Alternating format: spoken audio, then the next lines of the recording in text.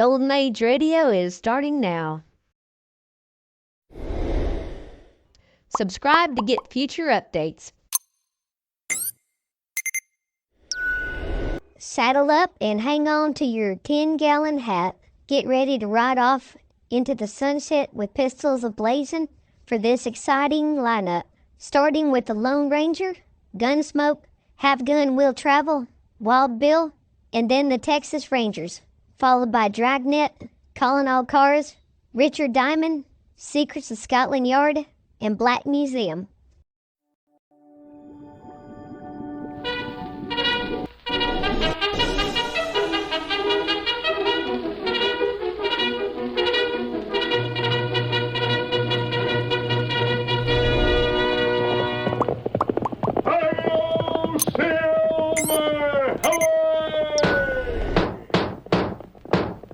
A fiery horse with the speed of light, a cloud of dust, and a hearty Hi-Yo Silver, the Lone Ranger.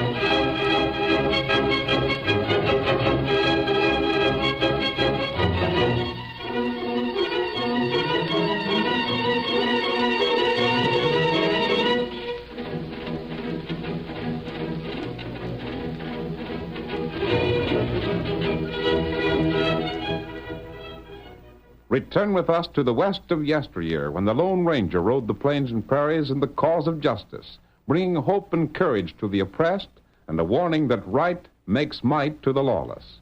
The early settlers of the western United States were faced with many problems. One of the most important of these was need for education for the many little boys and girls who accompanied their parents on the long covered wagon trail to the west. The Masked Rider brings us a story in which he plays an important part in establishing the Little Red Schoolhouse. From out of the past come the thundering hoofbeats of the great horse Silver. The Lone Ranger rides again. Come on, Silver, old boy. Jim Hudson needs our help. We've got to hurry. Hi-yo, Silver! Away!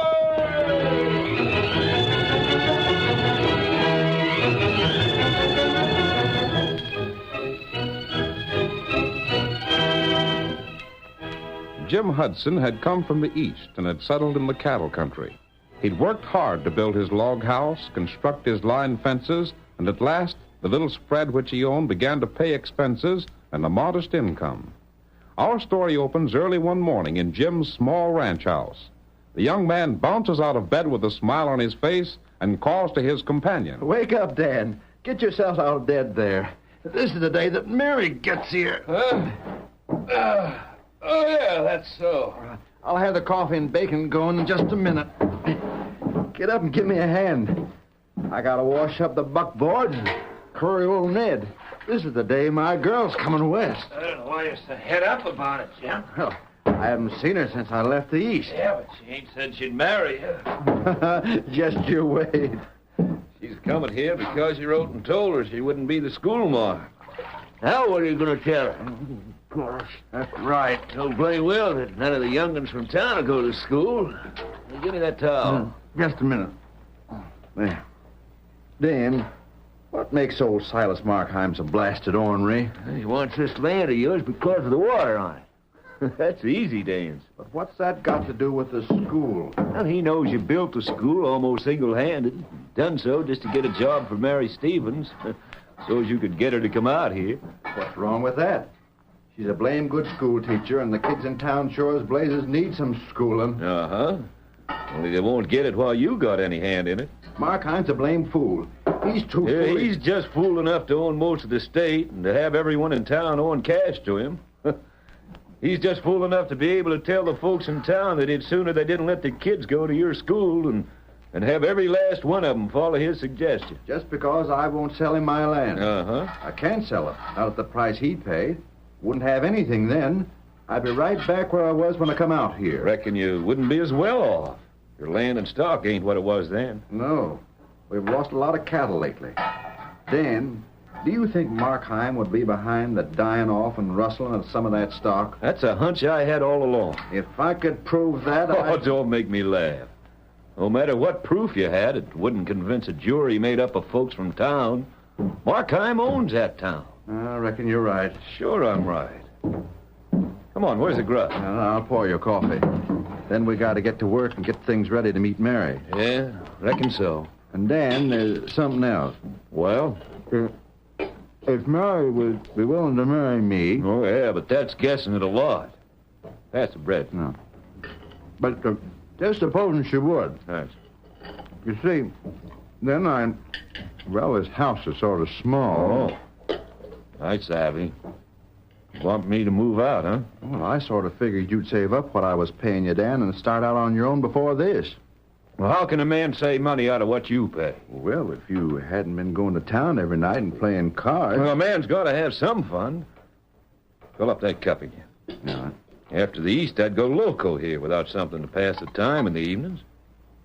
Well, never mind. I'll clear out. You can have your place to yourself. Well, I hoped you'd sort of understand, Dan. She ain't said she'd marry you yet, you know. Well, I know, but... It's my guess that when she finds there's no job here for her, she'll turn right around and go back east.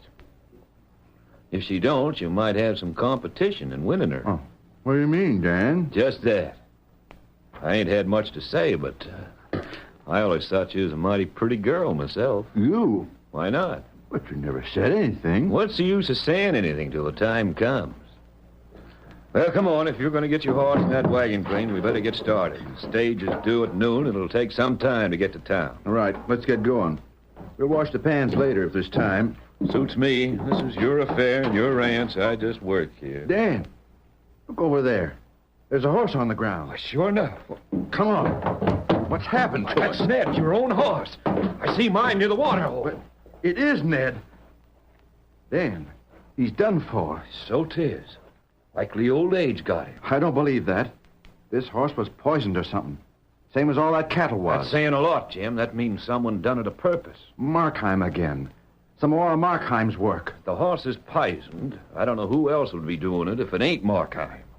Of course, one way to get this land is to break you. And that's the last horse I had. Yep. Well, the only one is my own, and that's my personal horse. There ain't no reason I should use that for work on your ranch, is there? We'll have to take yours to go to meet Mary. Uh-huh. There ain't no other way to meet her if my horse ain't used, is there? No. Then, Jim, I reckon you can stay here and get the pots and pans cleaned, and I'll go meet the girl. But, Dan, I told you that maybe you'd have some competition in winning her. And that same starts right now, Jim. If she's to be met, I'll be the one to meet her.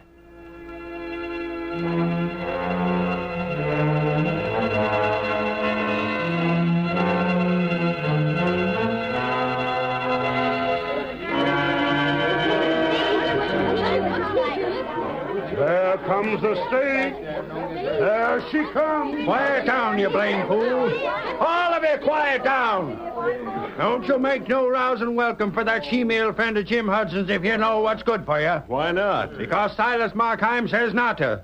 She comes here figuring to teach the school, and Markheim says there ain't to be no school. Now, break up the crowd and go on about your business.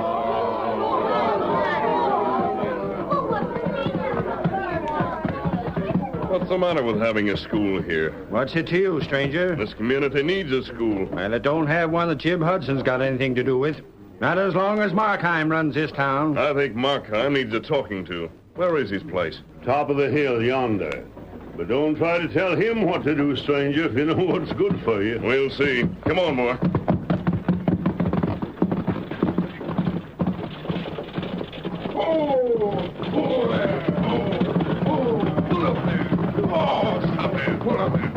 Hi, Mary. Oh, hello there. Give me the bag, driver. I'll put it in the wagon here. Here you are. I'll help you down, Mary. Sure looking right fine. My, what a nice compliment after such a dusty trip. So this is the town. That's right. Now jump. There. Is that what... But where's Jim? That's sort of a longish story, Mary. I'll tell you while we're riding. Is he hurt? Oh, no, he ain't hurt none. Is he all right? Why wasn't he here to meet me? I reckon because he was ashamed to come. Ashamed? I don't understand. You will. When the man's lies find him out, he's in a sort of bad spot. Lies? Bad spot? Dan, what are you talking about? Are you the schoolmarm? Oh, yes, I'm the new teacher. What's your name? Dick Markheim. This is Sally. Sally. What a pretty name. Are you Dick's sister? Uh-huh. But you ain't gonna teach us. No. Aren't you going to the school? No. Gosh, we wanted to go, but we can't. Pa says there ain't gonna be no school. Guess you'll go back east, huh? Dan, what do the children mean? She's pretty, ain't she? Well, come on, Mary. I'll tell you all about Well, it. she Let me was help you to the going to be our buckboard. teacher. School? Up you go. There. That's it. Now we get started. It's a long ways to the ranch, and I'll go slow because you may not want to go there when you hear about it. Tell me. Get up there. Get up. There's a place in town where you can put up and stay with a middle-aged widow. Maybe that'd be the best thing, being as I aim to leave Jim my own self for the ornery trick he done. Dan, tell me what it is this instant. Well, it's kind of a long story.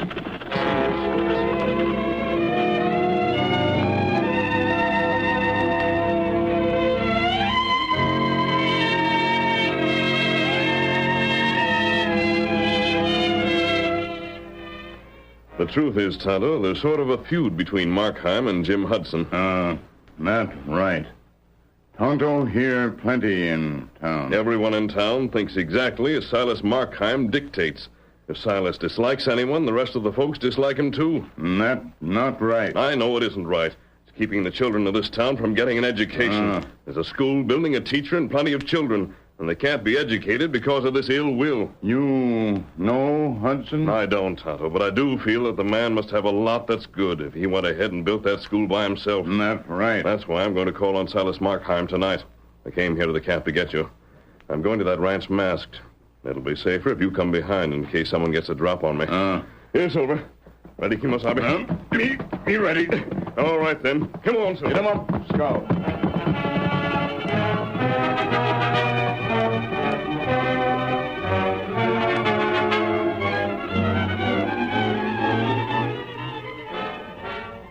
How'd you get in here in the first place? Your guards aren't very alert, Markheim. Well, if you want to leave alive, put down them guns. We'll have a talk first. What's your main objection to the school? None of your business. I've heard that it's simply because you dislike the man who built it. So you're a friend of his, eh? Perhaps I am. He's just the kind to have a masked man for a friend. I'll see you hung for throwing a gun on me. Steady, Markheim. Don't edge near that table. You go tell Hudson that I'm sick and tired of having him blame everything that happens at his ranch on me. Tell him I don't have to poison cattle and cut line fences. Did that happen to him? If you're his friend, you ought to know it. What's he mean by sending his man here to accuse me of all them things? I'll learn him. He's the one that needs a sight of teaching, not these kids in town. He needs learning that men around here don't do things the way he's accusing me of doing them. I tell you, What's that man doing? Dickie, get back. No, you can't shoot my pa. Stand back, lad. I won't. You can't shoot him. Now, mister, I got the drop on you. From the protection of that boy. Take that mask off, mister. I'll blast the daylights out of you. You know I can't shoot near you with that boy there. So what do you do about it? The boy's not near the light. The lamp blast you? Get out of the way, son. Get that lamp in the next room. All right, Pa. I'll get him. I'll fix him. I'll Silver! You blasted! Right it. An easy chance to drill one of Hudson's friends, and I missed him. Here's the lamp, Pa. Missed him cold. Put the lamp on the table there, Dick, where the other one was. He didn't hit you, did he? No, son. But listen here. The next time you see your old man in trouble, don't you come mixing in, savvy? But I thought... Dick, man to man. It's a downright insult for one man to mix into another man's fight. Do you know what you done? What? Why, shucks. You just the same as told that hombre with a mask that you didn't think your pa was able to take care of himself. Don't you see? But, Pa... You made it an unfair fight. They was 2-1. And that ain't right now, is it? I reckon it ain't. Now, the next time when you see something like that, you just keep out of it. And I'll do the same when you're meeting someone man to man. Savvy? All right, Pa. I'll remember. What you got there? Nothing but a cartridge. I picked it off on the table when I set the lamp down. They ain't playthings, son. Let me see it. I didn't think I'd left none laying around loose. I never seen one like this. It's sort of bright. 'Tain't like the ones we use. Curious. Dead redded curious. Wonder where it come from. Oh, this looks like silver. What are you biting it for? By thunder, it is silver. Silver. The stranger left it. The mask, the horse. Pa, what is it? Son, you and your pa was teamed up again, the Lone Ranger.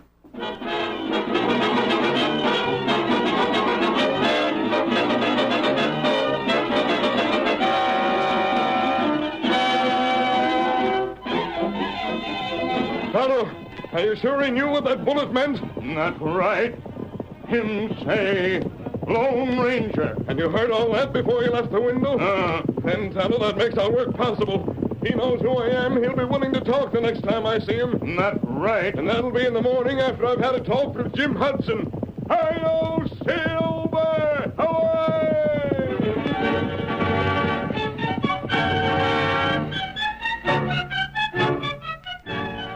The curtain falls on the first act of our thrilling Lone Ranger drama. Before the next exciting scenes, please permit us to pause for just a few moments.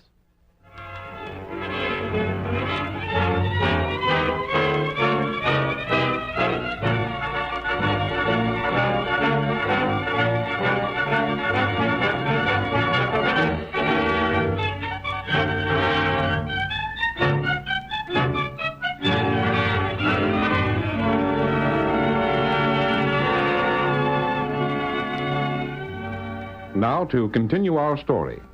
After the Lone Ranger learned that Markheim had learned his true identity, he rode through the night with Tonto at his side and finally reached Jim Hudson's ranch. Oh, there, Silver. Oh, look out. Wait outside, Tonto. Him there, inside window. I see him.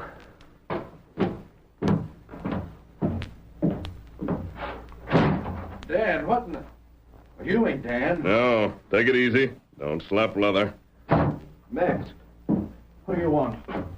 Who in the world... Sit down again, Hudson. So Markheim sent you to get me now, huh? No, he didn't send me. Was it Dan? He wouldn't have no reason to go that far. He might, mightn't he? For what? I can't stand between him and Mary now. You haven't talked to her, have you? What's the use? I ain't no way of getting to town anyhow. Dan told me about the way she felt. I suppose she thinks I could have let her know Markheim wouldn't tolerate the school. But I just found out about it myself a few days ago, and there wasn't any way to tell her not to come here. No? I don't know why she won't give me the chance to explain. Jim, why did you accuse Silas Markheim of poisoning your cattle? I didn't. I should have, but what's the use? I couldn't prove anything. You didn't? Well, no. But what are you here for, anyhow? Who are you? Didn't you send your partner to call on Markheim? Dan wasn't my partner. He worked for me. You came out here together, didn't you? Yes, but he lost his cash, so I gave him a job. Couldn't afford it, but he was my friend. I see. But he's left now. And you didn't send him to call on Silas? No, why should I? What made you think your cattle had been poisoned? Well, I could tell. Find any footprints? No, the ground was all torn up from the cattle hoofs. Footprints of anyone that rode in wouldn't show. What else was done to you? Line fences was cut. When did all this start? A couple of weeks ago. Then when Silas sent a man to try and buy me out and I wouldn't sell, he got madder than ever. Said he wouldn't let no one come to the school my girl was coming here to teach. I see. Then yesterday, my last horse was killed. But I won't sell to that polecat. I'll stay here till I starve. He ain't gonna get my land. Have you ever talked to Silas Markheim? No, I ain't. Now, look here, mister. I answered all your questions. Suppose you tell me a few things. Who sent you here? I came here directly from Silas Markheim. But you denied that. I denied that he sent me here to shoot you. Jim, suppose Silas had no part in the things that have happened here. But he did. Suppose he did not. Well, they happened anyhow. He won't stand for the school, and Mary won't speak to me. You haven't tried to speak to her. I can't get to town. Yes, you can. You're riding to town with me. I ain't leaving this house. Yes, you are, Hudson, and we're leaving right now. Come on. Take your hands off me. On your way, or I'll have to rope you and throw you across the saddle. All right, I'll go. But if you're aiming to kill me, why not do it right here? I'm not aiming to kill you. Quite the reverse. What? I'm trying to help you live.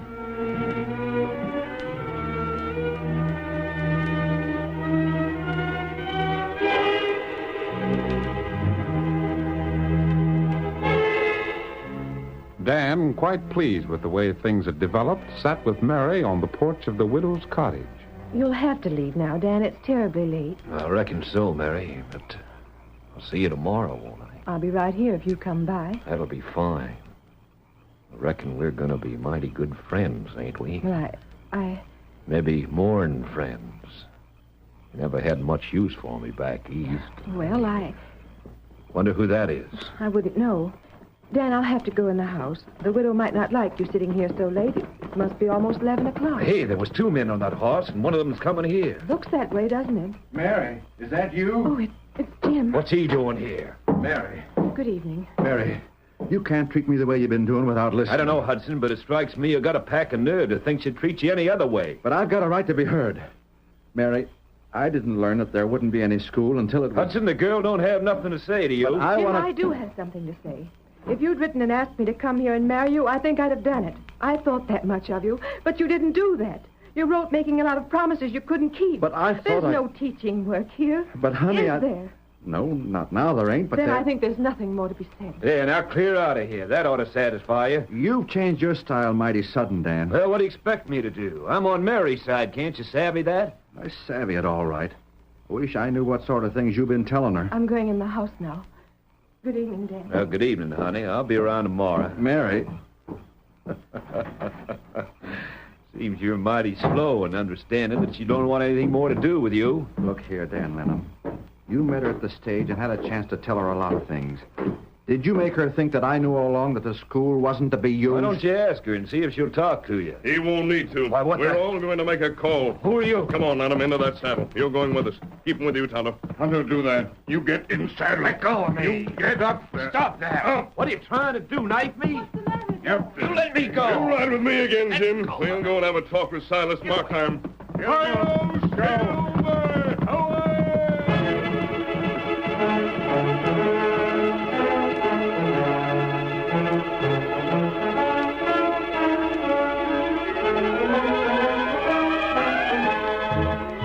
A short time later, in Markheim's home. You still awake, son? Now you better get to sleep. It's late as all get out. I can't sleep, Pa. Shucks, you're worried about that masked man that come here. I told you some stories about him. There ain't nothing to worry about. He's on the level, same as you and me. I know it, Pa. Now get to sleep so you'll grow up big and strong like he is. Come on, close your eyes, cowboy. Pa, Yeah, son? I wish we was going to school in the morning. Now, never you mind about that. Someday we'll have a school here. I ain't no use for Hudson, but he did have a good idea. Maybe I'll follow it up. The teacher looked right nice. We'll talk it over in the morning. Good night. Night, Pa. Poor young'uns.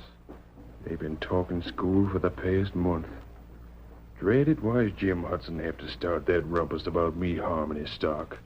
I can't take that sort of thing. Boss, yes, men to see you. Huh? They was riding in. Come on, Tonto. Bring the other one. You back again? Yes. Have you ever seen this man before? I have.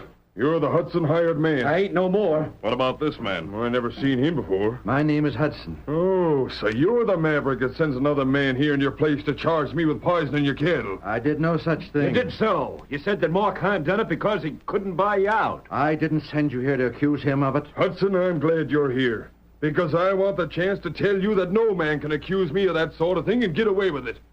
If you'd been out here long enough to learn gunplay, I'd have met you with hot lead, and it'd been you or me. But you ain't. It wouldn't be a fair fight. So instead of teaching you a 6-gun lesson, I just forbid the kids in town going to that school of yours. Just a minute.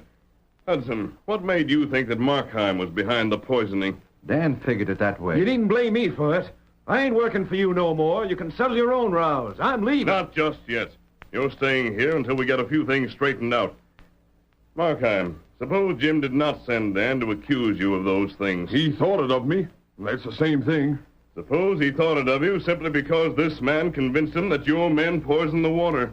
Isn't it fair for you to believe that he was given the wrong impression? He believes that you were misled? Well, With this man planning the whole thing? By thunderation, Dan, did you do that? Ain't nothing on me. There ain't no law against a man talking. Did you come here and tell Markheim I suspected him? You bet he did. And you told me Markheim poisoned the stock. Now then, Dan, just who did poison those cows? Ain't nothing on me. Answer that question, you squint-eyed toad. You can't make me. By thunder, I'll make you. You. Did you poison those cows? Leave me alone. Talk up or I'll give you the worst beating a man ever had. Stop him. Hey there. Leave him be, Pa. It ain't right to interfere. Who's interfering? Go ahead, Hudson. Let's see you make him talk. Oh, take him away. Take him away from me. What do you know about that poison? No. Talk, you polecat. Oh, I'll talk. Just let me up. I'll talk. Come on, then. I done it. I wanted you to get Silas down on you. You poison cattle? Yeah, I done it. You lied to me about what Hudson thought? Answer up. Yeah, I lied. And you lied to me about what Markheim was doing. You schemed the whole thing. Yeah. Well, Markheim, I reckon I misjudged you plenty. I thought you done it because you was sore when I wouldn't sell my land. Hudson, you're a fool. I own over 5,000 acres of land. I was willing to buy yours if I could get it at my price. But when I seen you didn't want to sell, well, that's all there was to it. Well, then I reckon I'll... Here, shake hands. And leave that skunk here. I'll take care of him. Well, where's that masked man gone? Him and the Redskin slipped out during your fight. Well, I wanted to see him again. Gosh, maybe... Fixes with me for you to borrow one of the horses. Go on, maybe you can catch him. Well, I will. Hank, you take care of this critter. Rope him near the corral in the morning. Then I'll tend to him. Come on, polecat. Gosh, Pa, that sure was a swell fight. You get to bed. Now, wait. Let me whisper a secret to you. Huh? Listen sharp now. Really, Pa? Gee, I'll get to sleep pronto.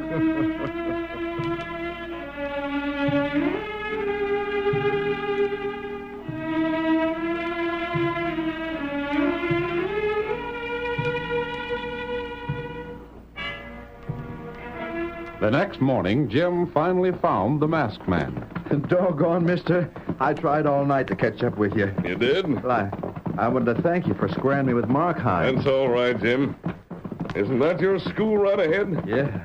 Ain't much of a place, but I figured it would do for a start. Well, look. What's that wagon there? After we left Markheim's place last night, I think he got busy. There's 2 big buckboards, and neither of them is mine. No, they're both from Markheim's place. Well, there's folks inside the school. Hi, there comes Mary. Silas Markheim explained everything. Mary. Oh, I'm so sorry for what I thought. Jim, will you forgive me? But you ain't done nothing, Mary.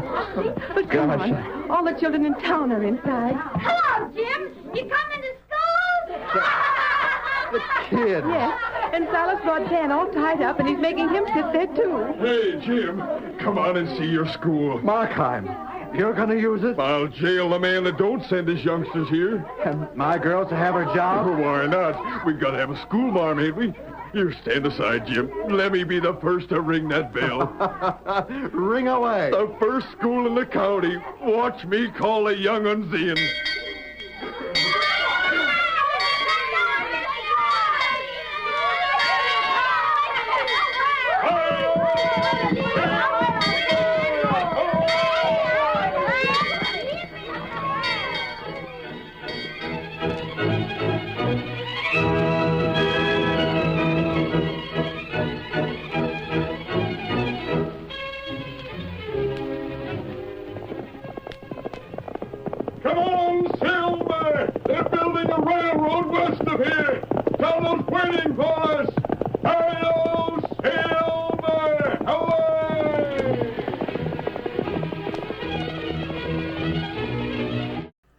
You are listening to Golden Age Radio, rumble.com/C/GAR, brought to you by G3PL.com.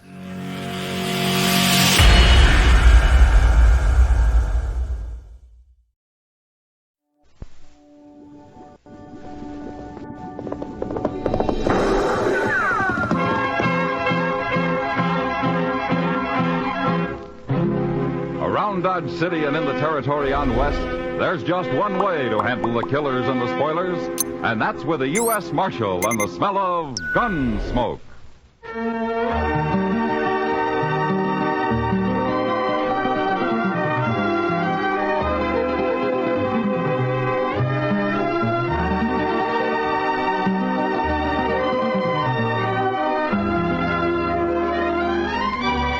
Gunsmoke, starring William Conrad. The story of the violence that moved west with young America. The story of a man who moved with it. Matt Dillon, United States Marshal.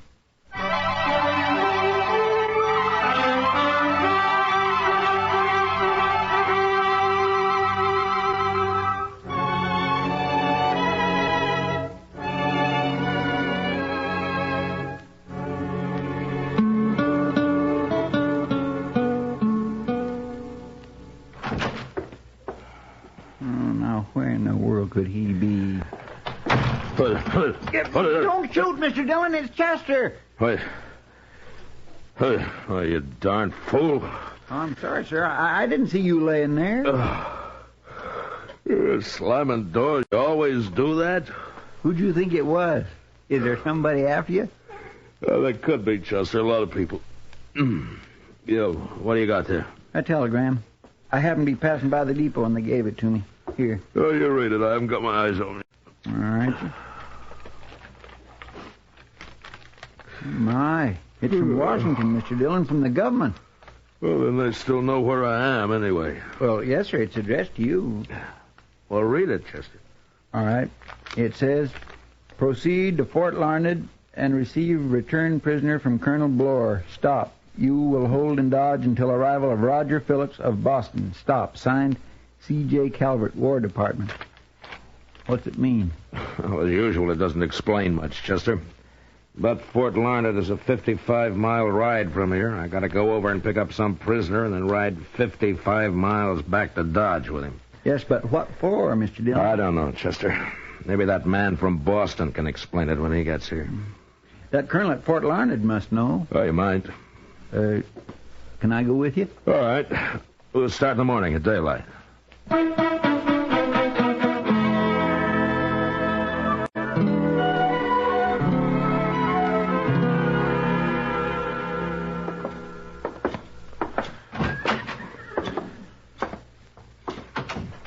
Have a chair, Marshal. Oh, thank you.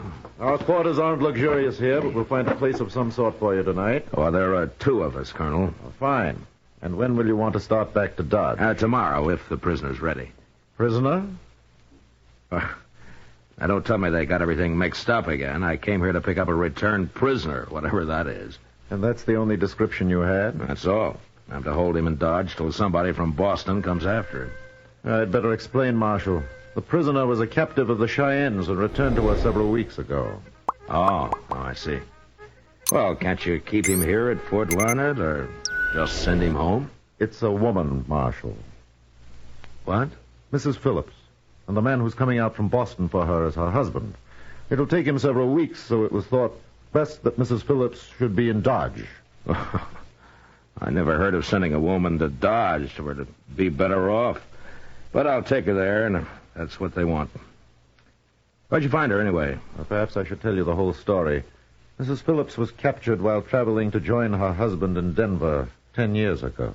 10 years? That's a long time for a woman to live with Indians. Yes, it is.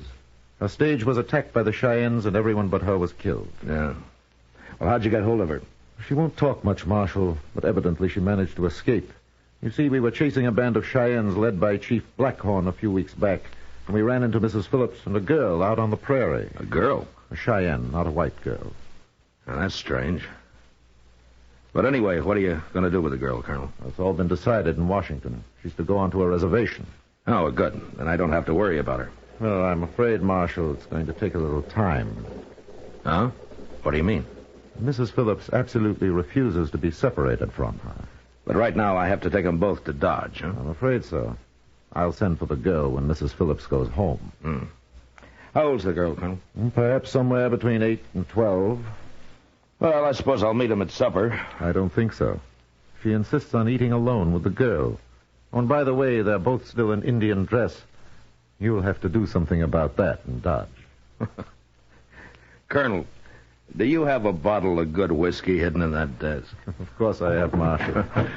But don't worry. I'm sure everything will go smoothly. Sure.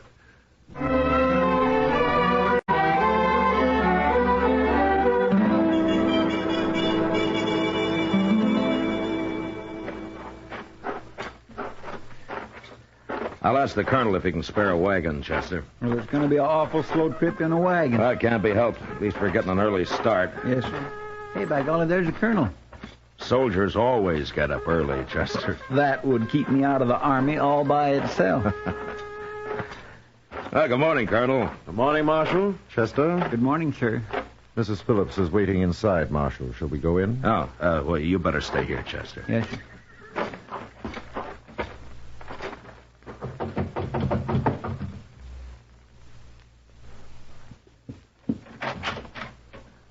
Mrs. Phillips, I've brought Marshal Dillon. How do you do, Marshal?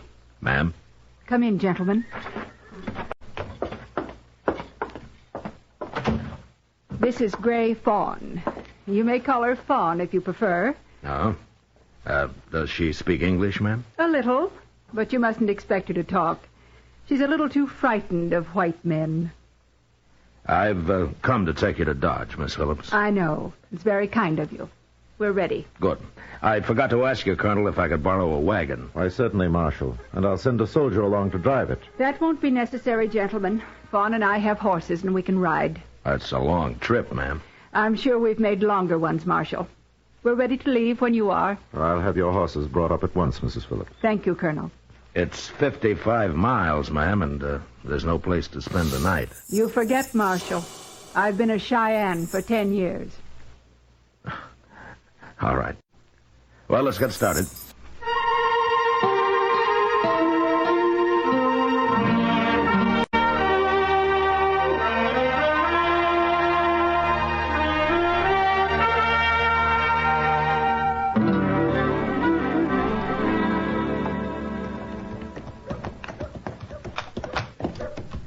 I swear, Miss Phillips, I don't think you and Fawn are half as tired as I am. Chief Blackhorn insisted the women ride almost as much as the men, Chester.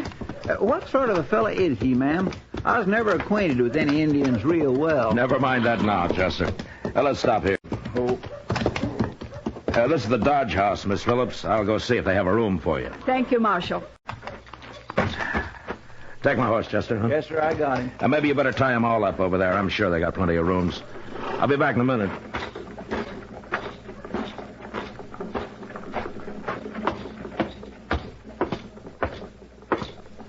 Good evening, Hank. Hello, Marshal.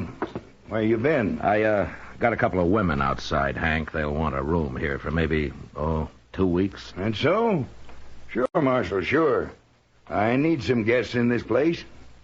2 weeks. That's fine. Give them your best room. They've come a long way. Certainly, certainly. You just bring them right in. Chester. Yes, sir? It's okay. Come on in. Where are they from, Marshal? Well, it's a long story, Hank. And, don't ask them. Okay. Well, I'll be. Is this them? This is Hank Risling, Miss Phillips. Mrs. Phillips? I'll get you some different clothes tomorrow, ma'am. That's all right, Marshal. You really a white woman? Yeah, of course she is. What about the girl? The girl's Cheyenne, but she's staying with Miss Phillips. No, not here she ain't. Now listen to me, Hank.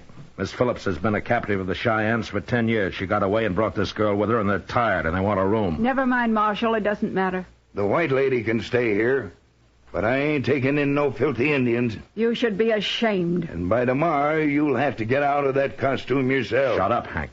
I ain't running no hotels for Indians.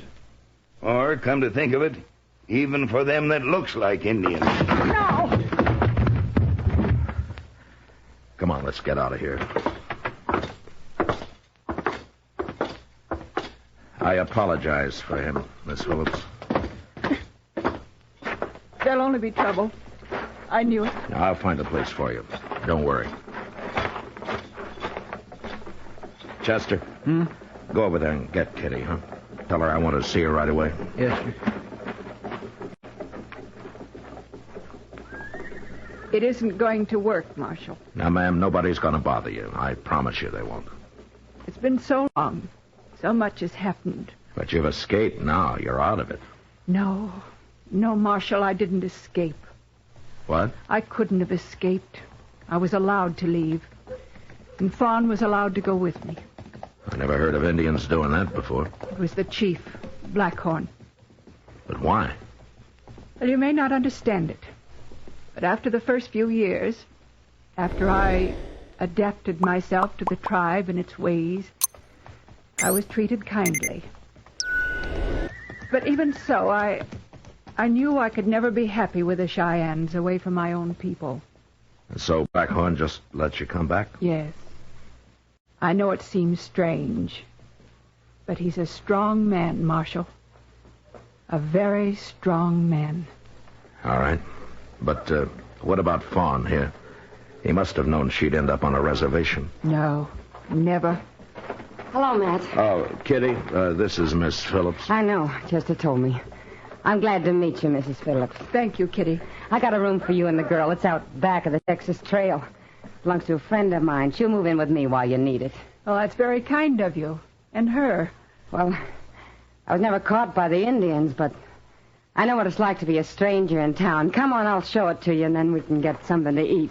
I hope I can repay you. Nonsense. Take the horses, will you, Chester? Yes, sir. Shall we go, Mrs. Phillips? Excuse me, Kitty. I want to say something to the marshal first. Sure. Here, Fawn, you take my hand. We'll walk on ahead. What is it, ma'am?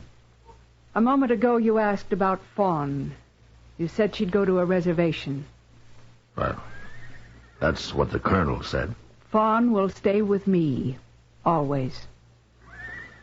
Well, I guess you're pretty fond of her. Yes, I am. You see, Marshal, Fawn is my daughter.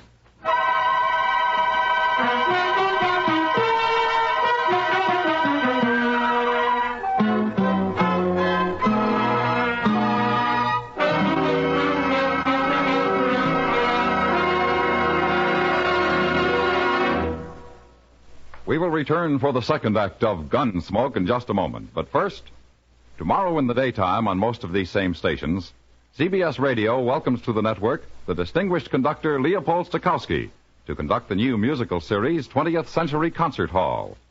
Mr. Stokowski conducts the CBS Radio Chamber Orchestra in the radio premiere of Nikolai Berezovsky's Adagio from the Sextet Concerto. This is a radio premiere in tribute to the composer who was with the CBS Radio's orchestra for 22 years until his death last month. 20th Century Concert Hall starts tomorrow. Now the second act of Gunsmoke.